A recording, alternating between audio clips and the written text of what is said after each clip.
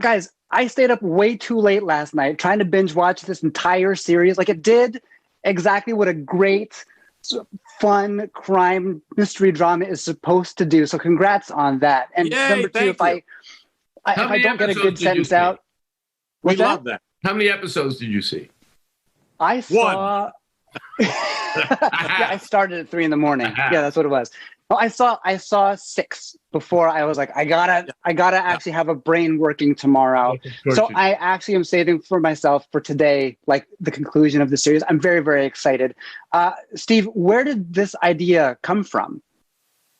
Well, like all ideas, you just kind of don't know. I mean, somebody issues a challenge, like friend said, you should write something for these 3 actors. And the idea just pops in your head, and you kind of work on it. You don't really sit at a computer or at a typewriter or a piece of paper or anything. You just kind of think about it. And then it either grows in your mind or it doesn't. And this just kind of kept growing enough to a point where I sort of reluctantly pitched it to a producer. And as soon as I said the idea, you get the feeling that everybody went, not bad. Even myself, because I'd never really heard it out loud. So anyway, and then it just grew and you've got brilliant people, John Hoffman coming in, Dan Fogelman, and then Marty and Selena, and it just starts to take off. They grow. Like somebody described a movie once, it's a locomotive. Once it starts, you can't stop it. And this has that feeling in a good sense. Yeah. One of the great moments early on, which took me right back to when everyone in the whole world was listening to that season 1 of Serial, was when the 3 of your characters start clicking together that you all love the same thing. Right. Is that, how reflective is that of real life when it comes to these true crime podcasts? Are you guys addicted to them as well, or what? Martin? I'm like a podcast freak. He's lying. I actually am. Marty is the least, and Selena is the second most. Yes. But, it's not only podcasts, true crime podcasts, there's true crime television.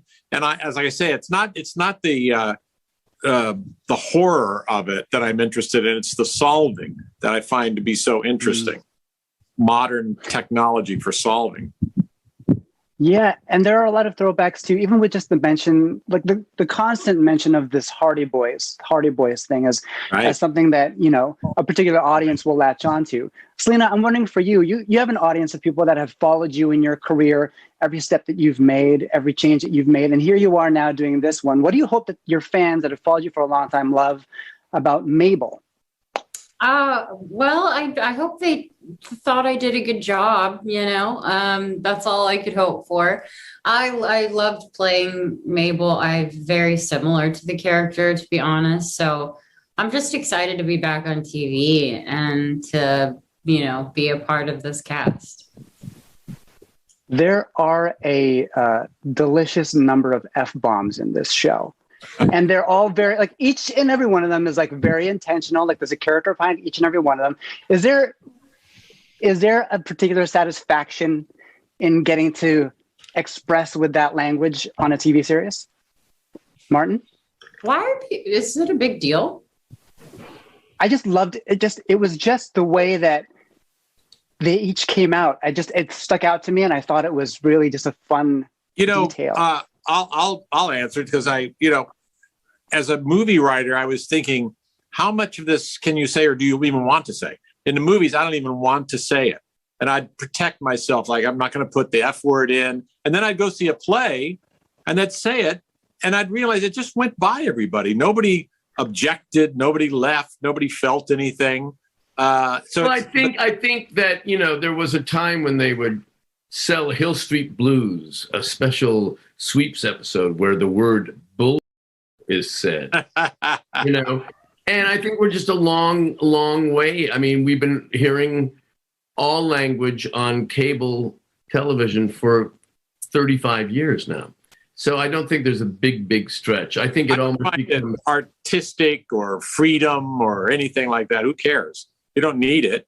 But it seemed to, whenever I said it, it felt, he would say that right now, and it's not emphasized; it's just passed by. But I'm sure there was a time when when older actors saw people on television not saying, gee, that's a super pair of hat, Danny. You know what I mean? People change with each generation of how they speak and the words they use.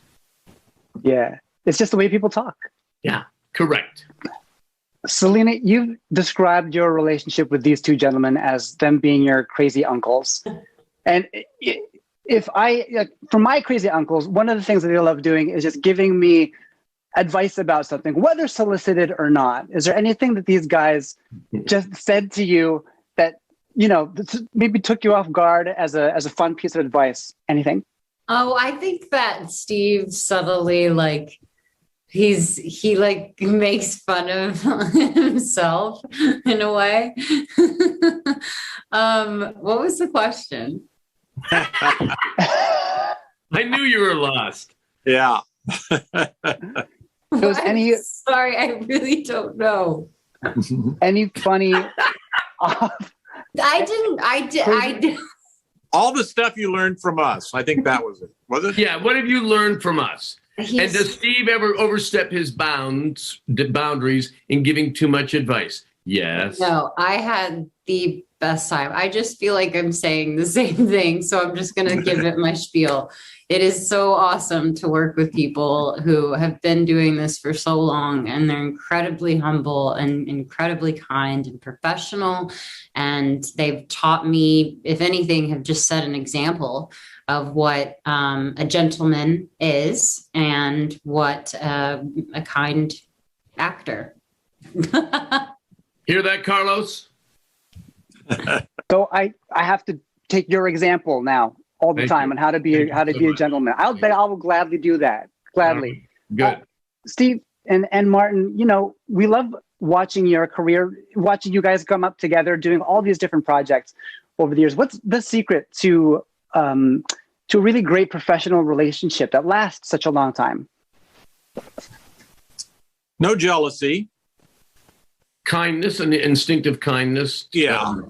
Not neurotic with each other. Right. I mean, if we're working on our live show and there's a funny line, Marty might say, no, that's a line for you. Or I'll say, that's a line for you. Right. We're not fighting for lines or anything. We know that. And I think working with Steve, I've learned the importance of faking a laugh, for example. Pretending like I'm funny, pretending like the other guy's funny. Mm-hmm. Pretending like the other guy doesn't make you sick at times. Yeah. You don't want to vomit. I'm revealing too much. Go ahead, Carlos. You don't feel like punching them right in the face sometimes. Yeah. Or like, that weird time where you with a friend, you want to hire someone to have him eliminated. Killed. Yeah. Oh my gosh. Yeah. Selena, this is that gentlemanly demeanor that you're talking about. The massages and the shoulder rubbing. What? No, never mind. Ignore that part. Go on, Carlos. With the three of you being so musically inclined and musically talented, Steve, there's all these instruments on set and you play like every single one ever invented. In my mind, this was a very musical set. Is that true? Was there singing and performing when the cameras were off? Almost never. No, Marty would sing all the time. And I sing all the time, and so does Selena. I mean, Marty sings his breakfast order. No. I would say there was a lot of, when you think of it, a lot of just if you're in the elevator, I would be singing or Selena would be singing. Yeah. I love that. Well, I'm looking forward to finishing the series tonight. Thank you so much for your time, the three of you. Great chatting with you. All the best. Thank you. Thanks very much. Bye, Carlos.